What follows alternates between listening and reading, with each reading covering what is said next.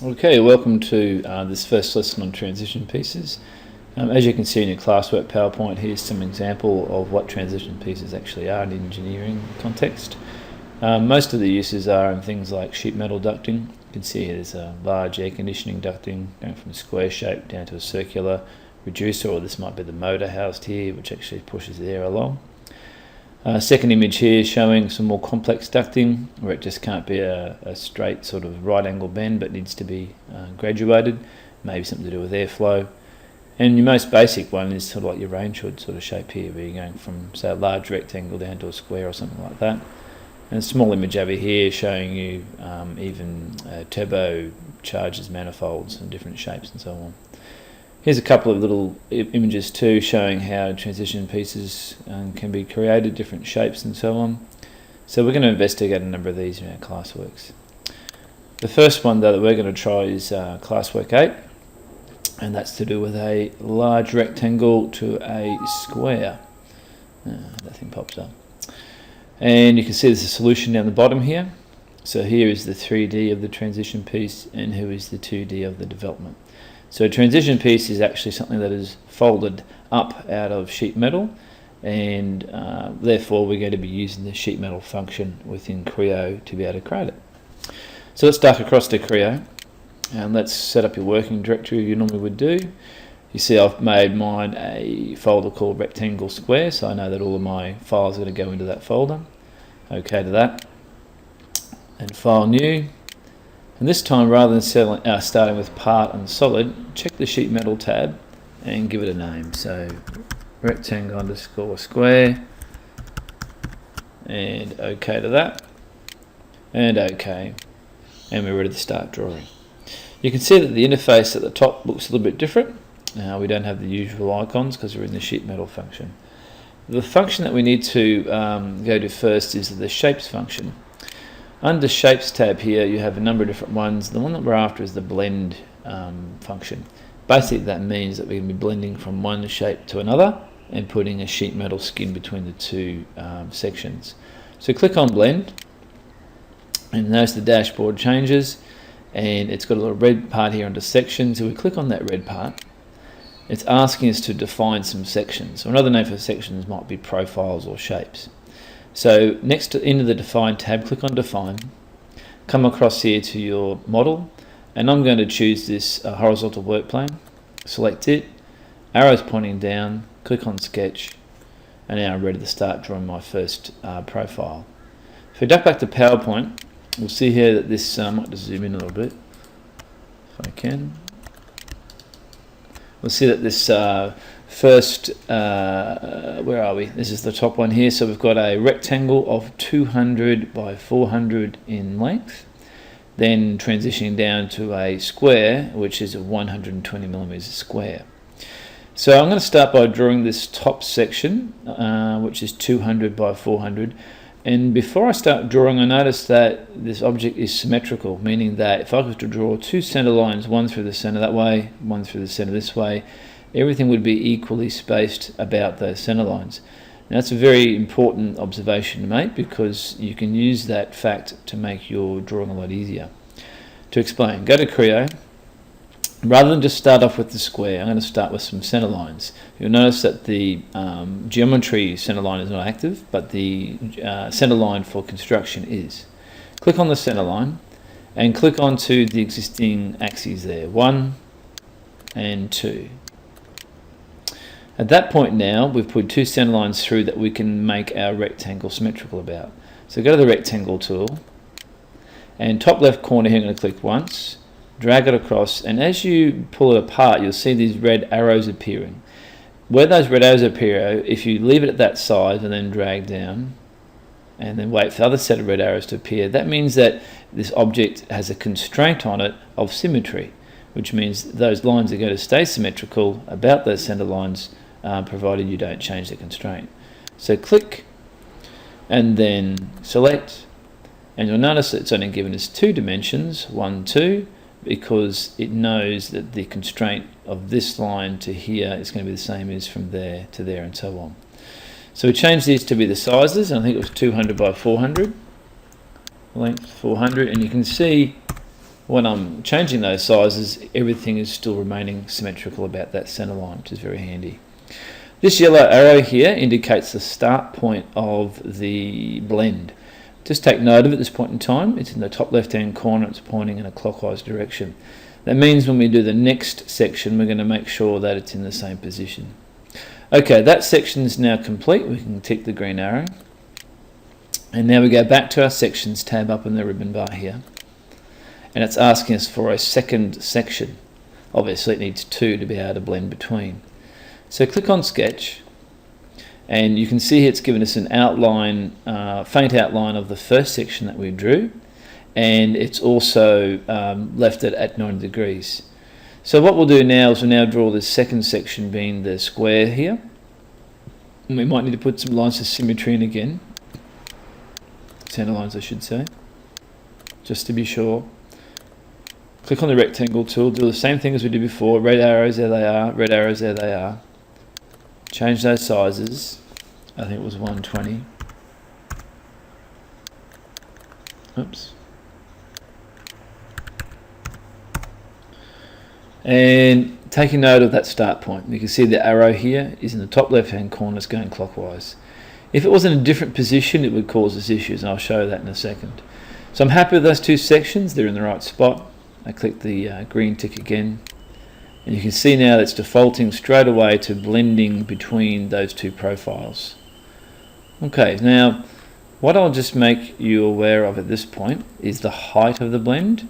We can see we can do that dynamically. So what I'll do then is just check my PowerPoint, and it's a height of 200. So I can make sure this height here is either 200 there, or I can do it up here as well in the dashboard. 200, enter. Oh, for some reason it did 2. And also the thickness of the wall of the blend at this point is set to 1 mil. Yours might be set to something else, but set that to 1 mil. This button here obviously makes the walls go either side of that center line. And that's probably all we need to really know about there. If I was to now accept the tick, we'd now have our object blended correctly. Now, if there was an issue, and this sometimes happens, I'm just going to go back and redefine this blend, edit definition. Sometimes when we're in the section tool, let's say I want to modify one of these sections, that's this bottom one here. Click on edit. And you can see here's the start point and the arrow. If I click on that start point's position, I'll highlight it once, then I hold my right click and my mouse down, and I now select start point. You'll see here that it's moving, or it's changing the direction of the arrow. Or I could click on another point, select it, right click, start point, and you'll see it's moved the position. If I now check the green button to say that's okay, you can see here now we have an issue in that it's twisted it. So the start point is important to get it in the correct position. So to fix that, simply go back to that section, section 1, edit, click the start point where I want it to go, right click, start point, and it's now in the correct position. Okay, happy days. Okay, we might save that before we lose it. Click OK, and now we're ready to rip this thing down its edge. So what we need to do now is use a command called the rip command. The rip command is, I suppose, similar like a pair of scissors, where we're going to cut an edge apart and then we're going to fold it out. So if we look back to our PowerPoint, we can see here that it's got a faint outline drawn XY. That XY indicates where this transition piece or this blend is being cut. And as a general rule, we'll always cut it down its shortest edge. So if I was to join these two pieces of, if I join this together, it would be a lot easier to join it along XY than it would be along to join, say, 2B and so on. So taking that into account, we want to cut it through there, so XY. So back to Creo. Come to the rip commands and click on the arrow below it. And we're going to sketch where we want this thing to be ripped. So click on the sketch rip. At this time, it wants to know a placement. So we need to draw, select first of all the a work plane that we're going to draw the sketch on. Now I'm going to select the bottom work plane here, so I can see down on top. Then using my line tool, I'm simply going to click the center of the axis, draw a line protruding right through the object, click again, center mouse button to finish, and then once that I've got one single line through there representing where I want to be cut or ripped, and click OK. You can see now a button comes up saying yes, it's cut it through there, that arrow is showing the direction, that's OK. If we now zoom it back a bit, or you point it back a bit, you can see how these are actually different surfaces. Those are two different ones, 1, 2. Fantastic. Righto, the last thing to do is to then make this thing go flat. And it's as simple as checking the flat pattern option at the top here. Bang, you can see it's then made it go flat. If you tick the green box, you now have the development in a flat state. Excellent. Okay, now how to get all this information onto a drawing. If we go back to our PowerPoint and look at our solution here, you can see on the solution sheet, oops, we actually want a 2D of the development, and also we want a 3D of the actual transition piece. So to do that, you've actually got to have one file saved as the development and another file saved that's not flattened out as the 3D. So we've already got the 2D ready to go. So what we're going to do now, we're actually going to go back a step. We're going to rebend it, if you like, fold it back up again and save it in this state as 3D. To explain, if you follow these steps, looking down the left hand side here in the model tree, we can see we've done a blend, a sketch, rip and a flat pattern. What I'm going to do here is, you can see I've got this saved as rectangle to square. I'm going to go now File, Save As, and I'm going to call this one rectangle square underscore 3D. So this is the file that I want to save as a three-dimensional object. Click OK. Click OK again. And looking at the top here, you see the active file we're on is still the original. So we need to open up the new file we've just saved. So File, Open. There it is there. Nothing looks different as yet. But if I was to delete this flat pattern, so if I right click, hit delete, click OK, click tick, you'll see now it goes back to its original, well, not, it's unfold or its unflattened state, which is what we need for that 3D object to be able to be seen in our drawing. So now you've got two files. Using the file icon up here, we can now swap between the two of them. You can see rectangle square and rectangle 3D part. You have to have those two files, otherwise you won't be able to bring them in as two separate drawings. Okay, so now we go to the drawing model, or the drawing mode I should say. So it's File, New, Drawing this time, and you guessed it, rectangle underscore square. Okay. Empty with format. Browse for the KCC detailed drawing format. Okay. Type in the usual information. Your name. It's drawing number 1. Class is 12. Material, we'll call it sheet metal.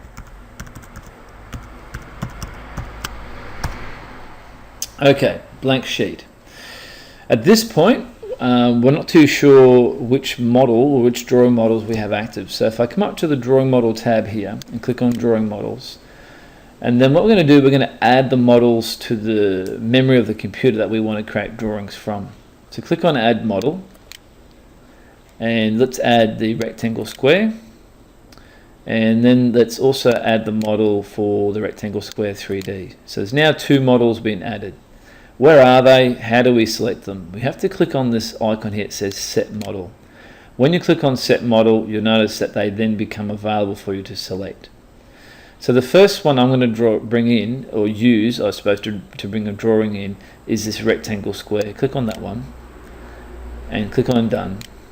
Now if I right click and insert general view, OK, left click again, and we can see here we've now got our 2D shape coming in, but it's on a bit of a strange angle to us. Let's see if that comes back to us if we do anything. There's front. Yeah, front worked for us there.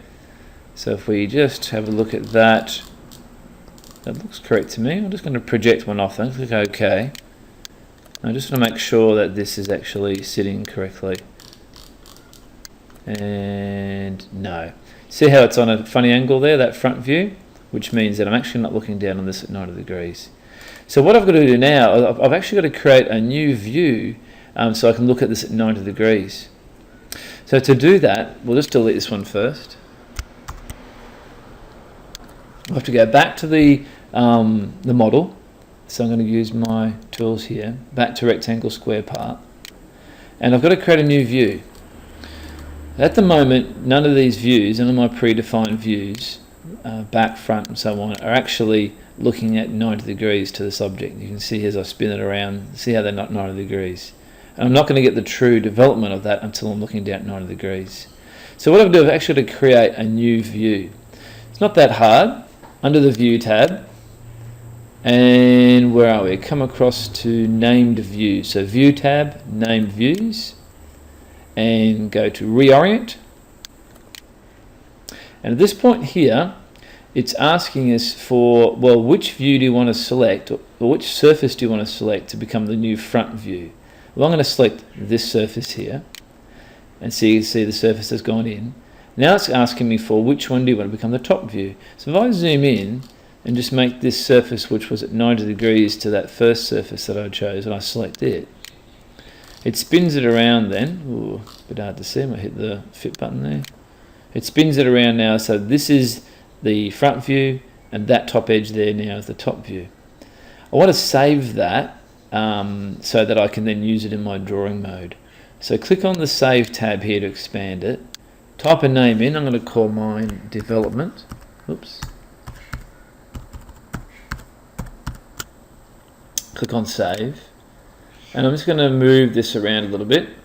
And I come across, you can see if I double click on Development, it takes me back to that orientation. Click OK. Now if I go back to my drawing, bring in my view again, Insert General View, left click, and you can see here in the tab under View Type, I now have Development, which brings it in at 90 degrees. It's good. Alright, probably need a bit bigger, so what's our scale? I think I've done this before. I think I set to 0.25, fits on the page quite well. Yeah, looks not too bad. And also I want to bring in these fold lines. So I think from memory that was under View Display. Yep, okay. We don't want the display lines to be hidden. We'll go no hidden there. And tangent edges display style. What we'll choose here is we're going to choose a center line. Apply. And you can see here now we've actually got lines to represent where the object's going to be folded together. Cool. Alright, that's probably all we need for that view. Now we need to bring in the 3D view as well. So if I selected right click now, deselect the object first, right click, insert general, OK, left click, you'll see it brings in exactly the same object, which is no good. So now we have to use the drawing model tab, click on drawing model, go to set model again, and you're changing the model from being the first one to being now in the 3D one. Click done, right click, insert general view, OK, left click, and now you can see the 3D view comes in. Let's change the scale to the same scale, 0.25, apply, and let's make sure it is on hidden detail this time. Yep, it is, that's good. We can close that. The last thing to do is probably to make this a white background. So if I actually you don't need to do that so much now because when it PDFs it does it black and white anyway. So that's okay. I'll just turn these planes off. Zoom in, zoom out. Planes are gone, and now we can publish that as a PDF. So File, Save As. Oh, no, it's not Save As. What is it? File. No, there it is. File, Save As. Just hover over it for a second. Quick Export PDF, and off it goes. Okay, there you go.